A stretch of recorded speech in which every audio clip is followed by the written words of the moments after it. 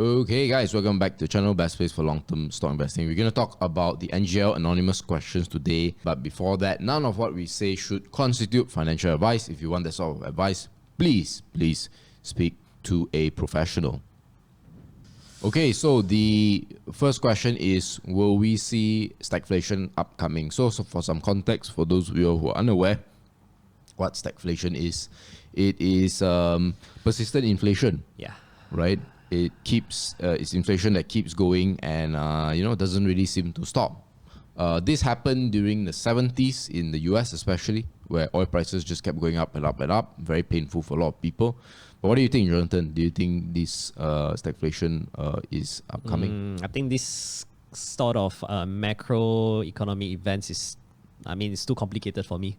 Yeah. I wouldn't even bother thinking of when the stagflation is going to come, or how much are we going to face, like how much downturn are we going to face.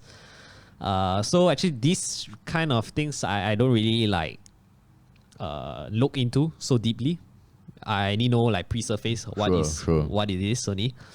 As of how am I going to predict whether is there going to be a stagflation, I really don't know. But what I can do is basically I just prepare myself for it.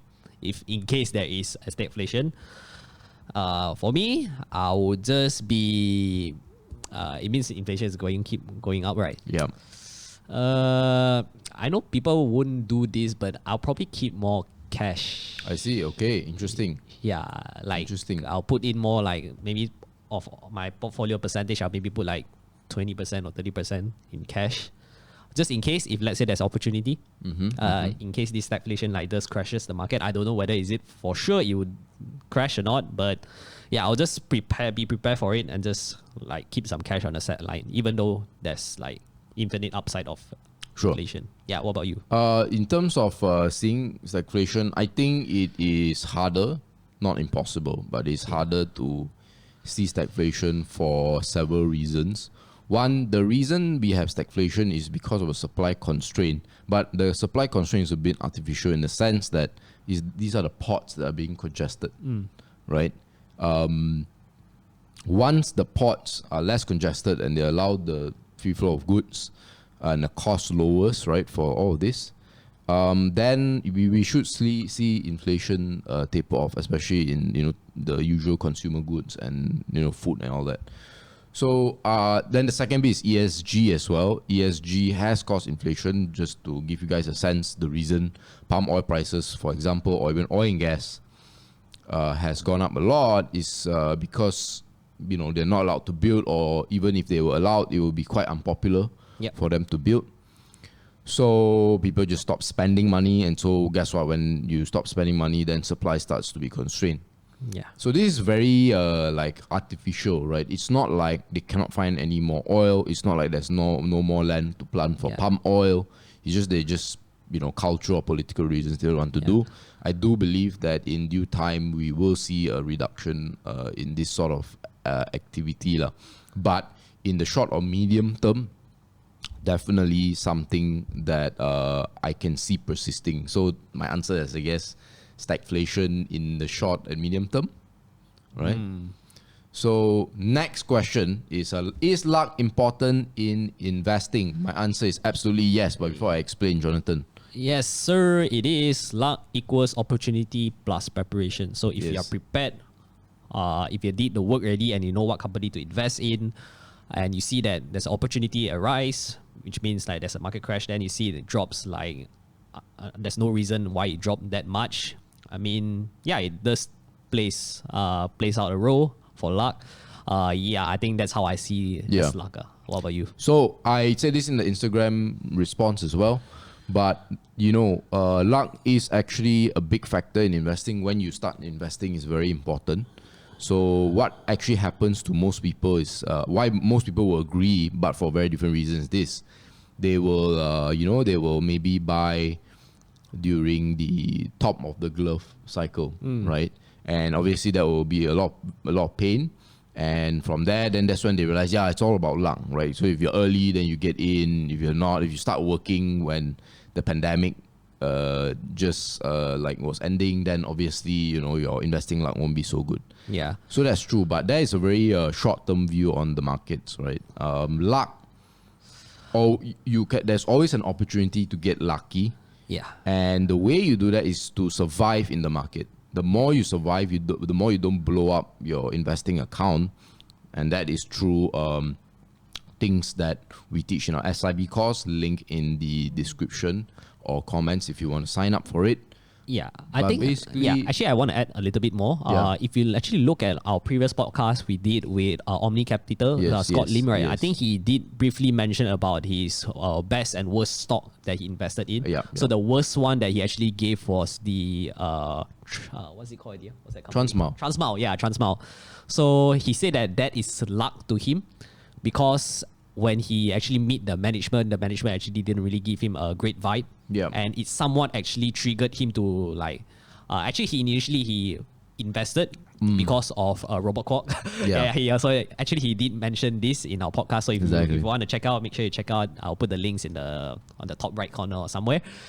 So he basically about luck again, because he felt like something's wrong with the management. So he decided to like sell off his position away from Transmile, and thankfully after he sell it, the stock just like went So it's really like that, right? But the longer you stay in the market, right, the luckier you get.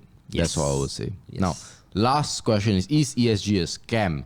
No, it's not a scam. However, it's very political. Very political, and a lot of people supporting ESG from my point of view, supporting out of emotional reasons and well-intentioned reasons. They don't want labor to be abused.